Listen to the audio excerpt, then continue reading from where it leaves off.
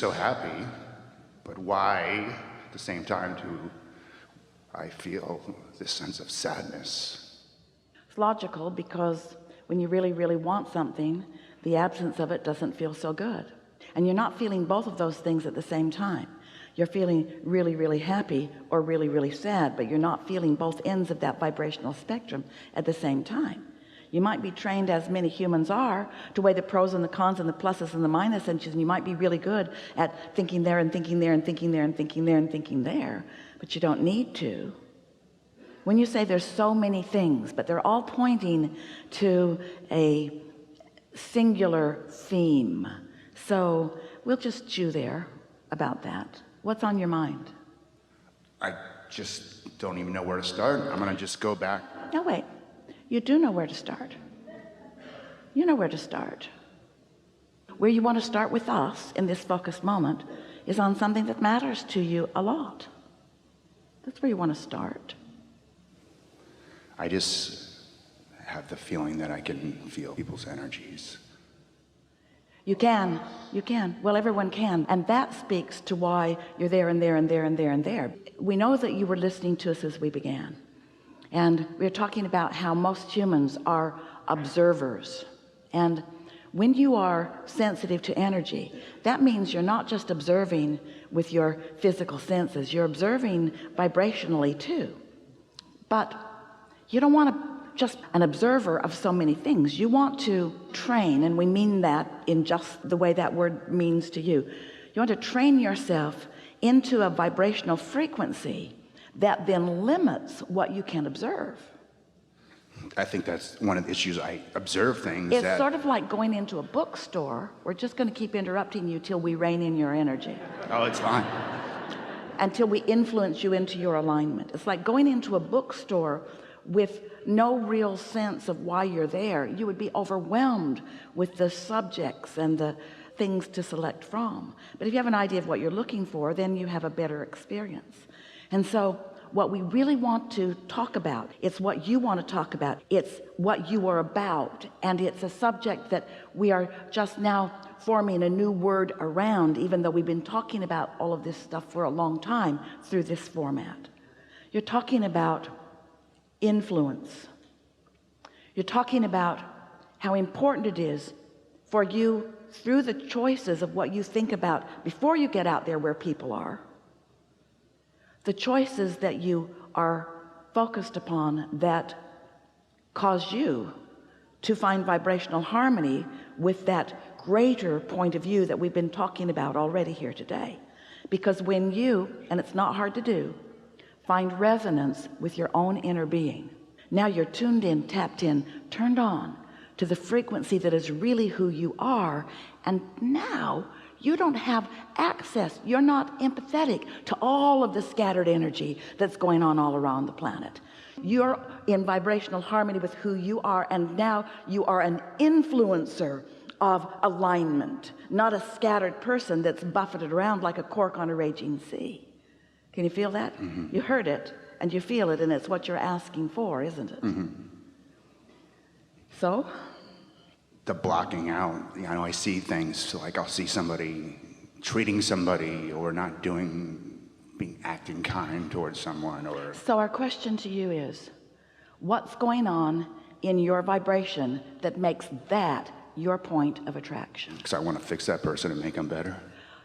That's exactly right, because you're an uplifter. But hear this, you want to influence them to alignment, but when you're focused upon that behavior that is so upsetting to you, you're joining that influence, and that's why you feel scattered. So how do I block that out? How do I just see that person doing that thing and saying, I need to change it? And you don't wait until they're in front of you. You prepare your vibrational atmosphere before they show up in it. In other words, you get yourself so stable that here they come, the ornery, belligerent bully. And they come to you, the energy sucker. They come to you, energy giver of your energy away to the sucker.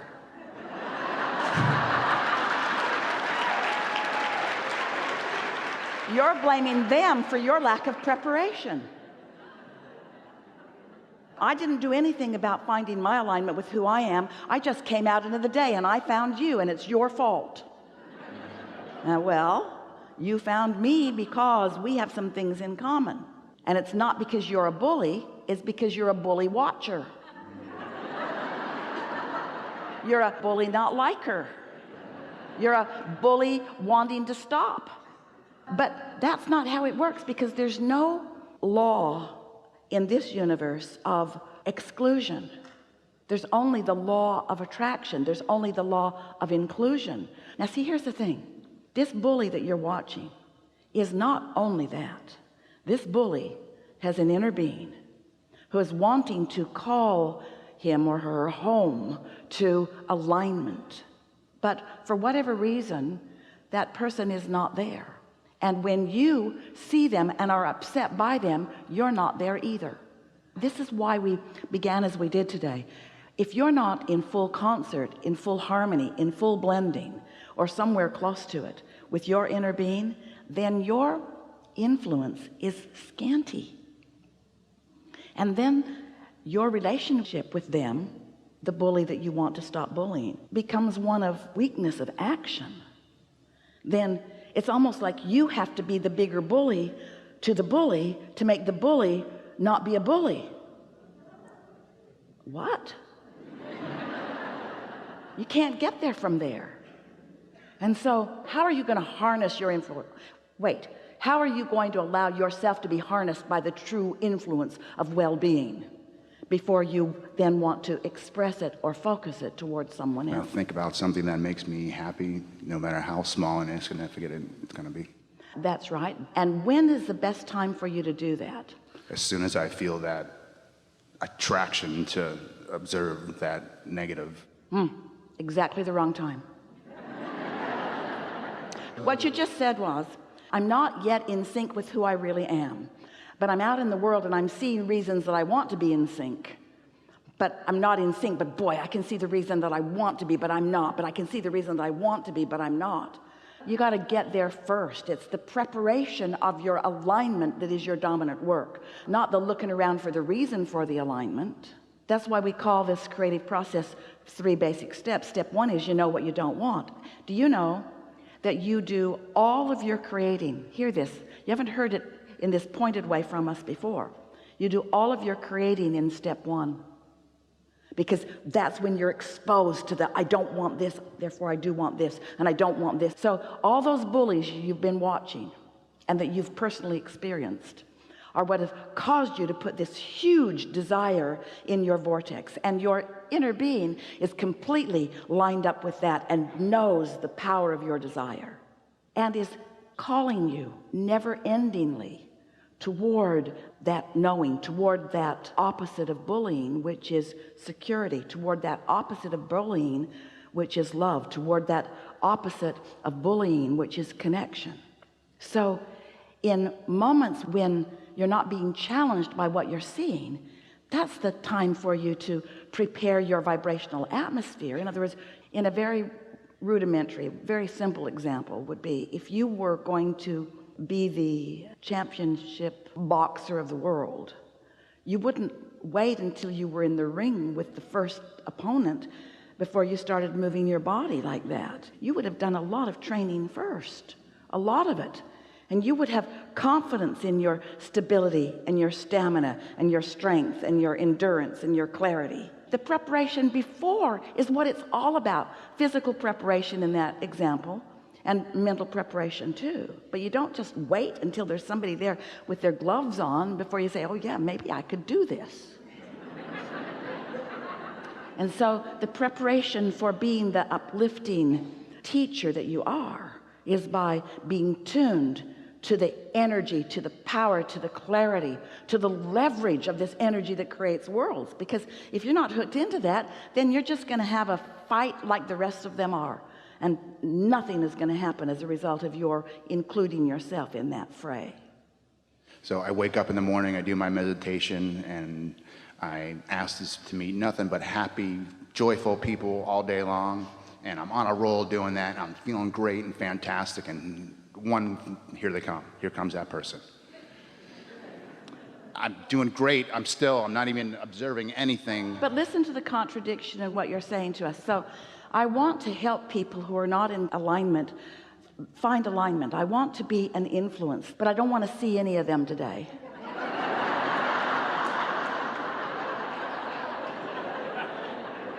I only want to see the ones that are already in alignment, okay?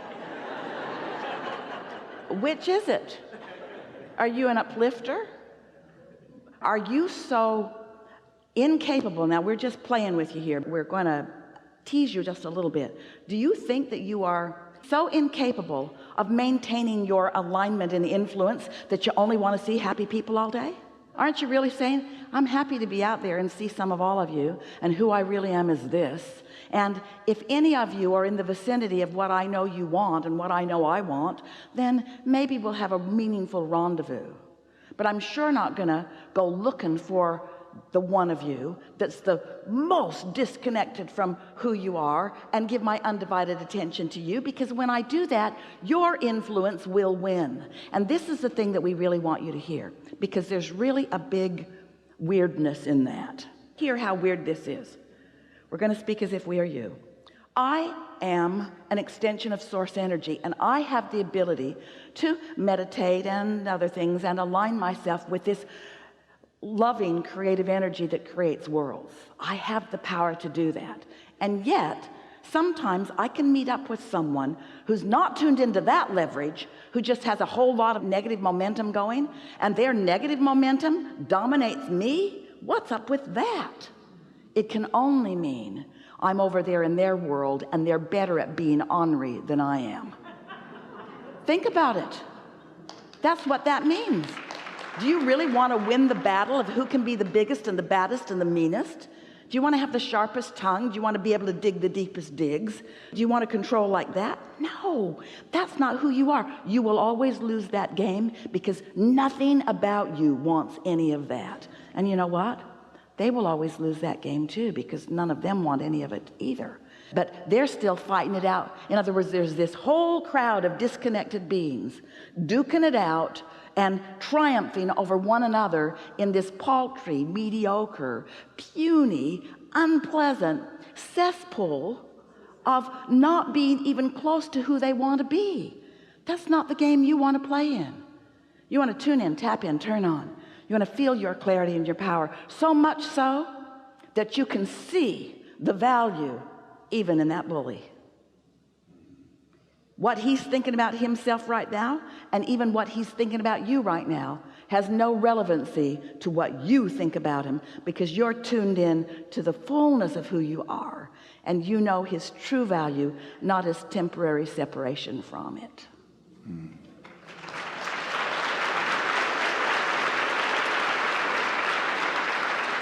And we sure can understand why that would make someone like you nuts. Yeah. Because you've come for upliftment. But for a while it feels like upliftment must mean knocking the legs out from those who aren't uplifting.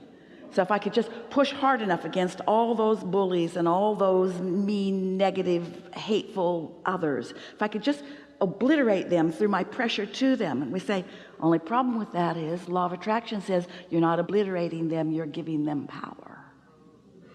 You're throwing fuel on their fire, where if you refuse to see their hatred, you won't fuel it anymore. Whew. You can't beat me with your hatred. Your hatred's not real. Oh yeah? I'll show you how real my hatred isn't.